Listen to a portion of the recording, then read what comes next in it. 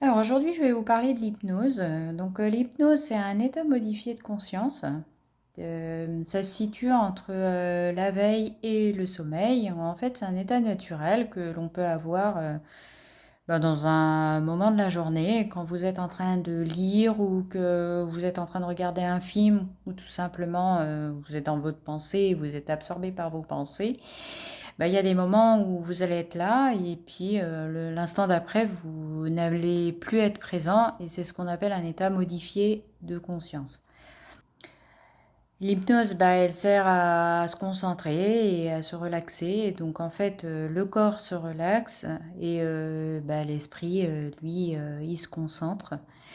Il y a également une ouverture au changement, donc c'est-à-dire qu'en fait, dans cet état, l'inconscient, lui, va chercher à accéder à des nouvelles ressources. Et il y a aussi de la collaboration, c'est-à-dire qu'en fait, l'hypnose n'est pas une perte de contrôle, c'est-à-dire que la personne, elle reste consciente et elle est actrice de son expérience.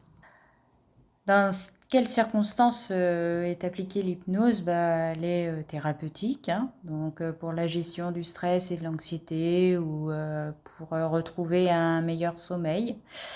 Elle peut être également au niveau du développement personnel, hein, c'est-à-dire reprendre confiance en soi ou avoir une estime de soi meilleure. Et elle peut être aussi médicale, hein, pour les douleurs chroniques. Donc je rappelle que nous ne sommes pas médecins et que pour certaines pathologies, il faut être suivi par un médecin en parallèle. Alors, attention aux idées reçues, parce qu'en fait, l'hypnose, on ne dort pas pendant l'hypnose, hein, on reste conscient et on ne peut pas être manipulé pendant une séance d'hypnose. Donc, en conclusion, on peut dire que l'hypnose est un outil puissant et naturel, hein, qui permet d'accéder à vos ressources intérieures, d'apaiser votre esprit et de voir des changements positifs dans votre vie au fur et à mesure des séances. Voilà, à bientôt.